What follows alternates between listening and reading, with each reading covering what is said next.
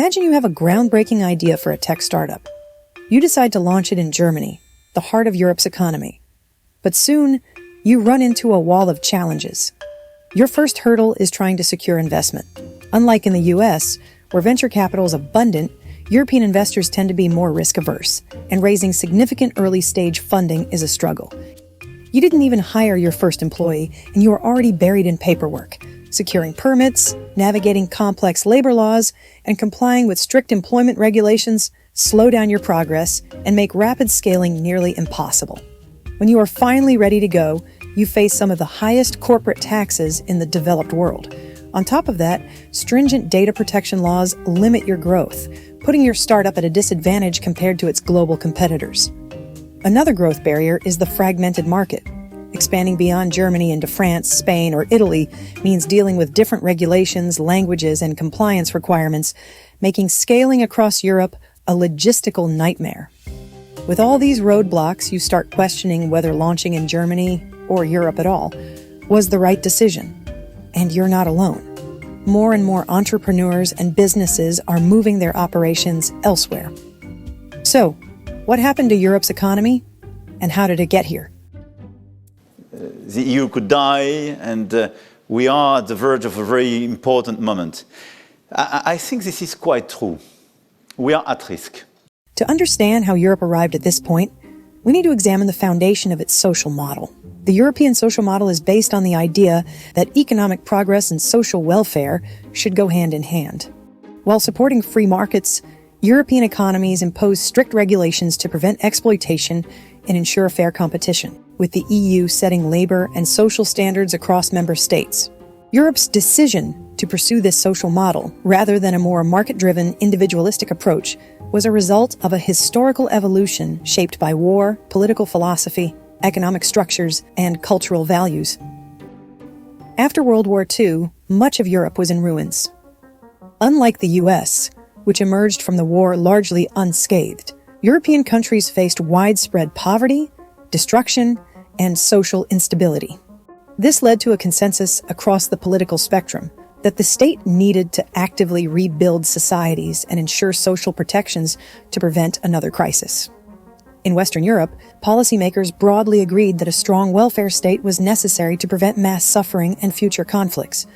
This was a middle ground between capitalism and socialism, keeping market economies but ensuring safety nets for citizens. Europeans had direct experience with extremes, fascism on the far right and communism on the far left, and wanted a model that would prevent both. The rise of fascist regimes and their collapse made it clear that unchecked capitalism and social inequality could fuel authoritarianism.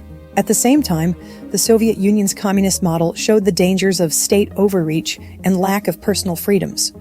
The European social model became a third way between unregulated capitalism, which they blamed for the Great Depression and class struggles, and total state control.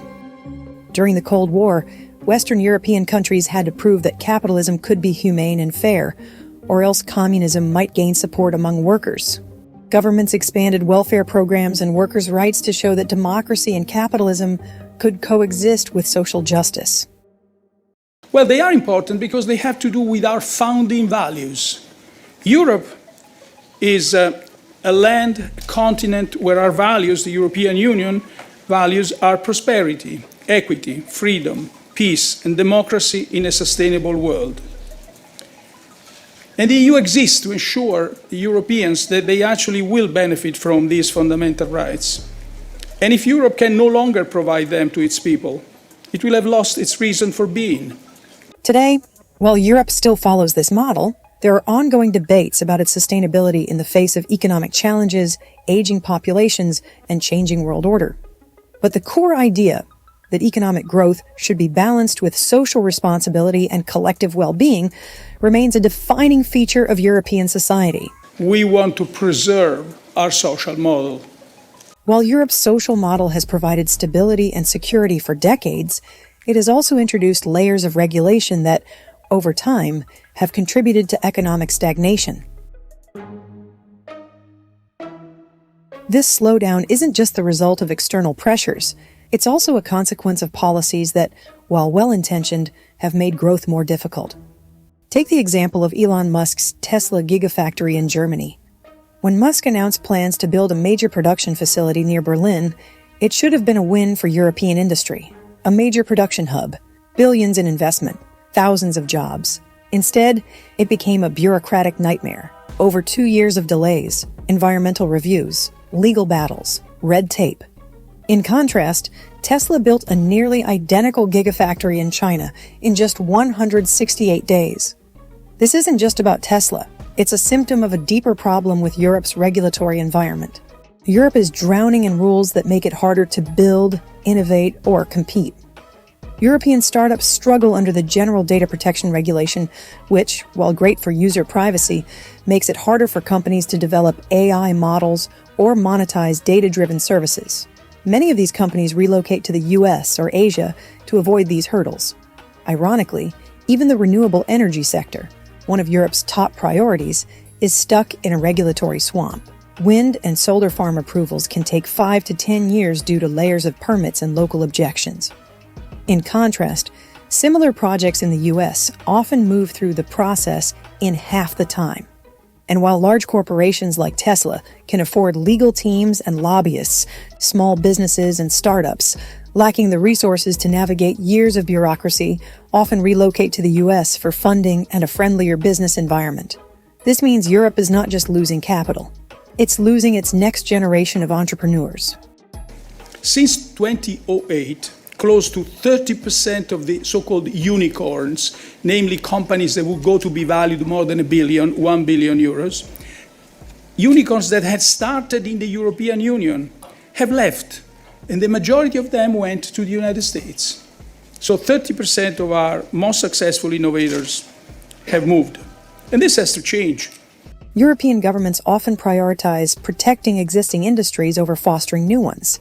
Instead of helping emerging sectors thrive, policymakers subsidize struggling legacy industries. Billions go toward keeping traditional sectors afloat rather than investing in high-growth areas like AI, green tech, or space exploration. They impose restrictions that limit innovation. For example, France and Germany resisted Uber for years to protect taxi unions, while the US allowed it to disrupt the market and create new jobs.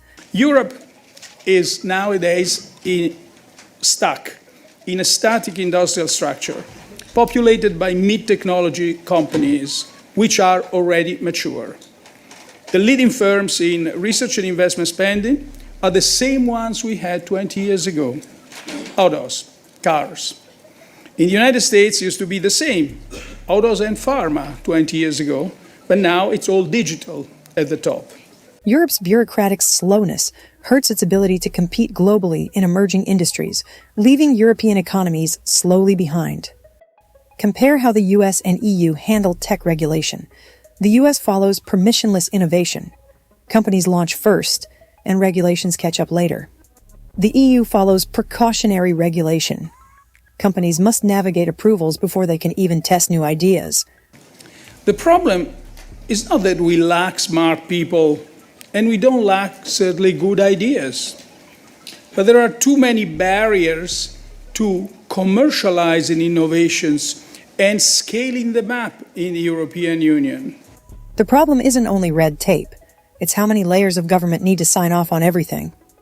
Europe is supposed to be a single market, but in practice, it's 27 different regulatory environments. While goods and services are theoretically free to move across borders, businesses face different tax policies, labor laws, and compliance rules in every country. For example, a startup in Germany wanting to expand to France must navigate entirely different labor contracts, tax structures, and corporate regulations. We think that we are one as the US and as China, but in reality, on too many economic issues, Europe is just a geographical expression. We are 27. If we want, clearly, to be more competitive and have our place in this multipolar order, first, we need a simplification shock. Why? Because we are at the technological border in terms of regulation. The EU can no longer ignore its growth problem. Europe's plan for a stronger economy includes deepening the single market to boost trade and innovation, smarter business and trade rules to support industries while keeping competition fair, mobilizing funding for key future-focused sectors like tech and clean energy, fixing EU decision-making by cutting red tape and making policies easier to follow.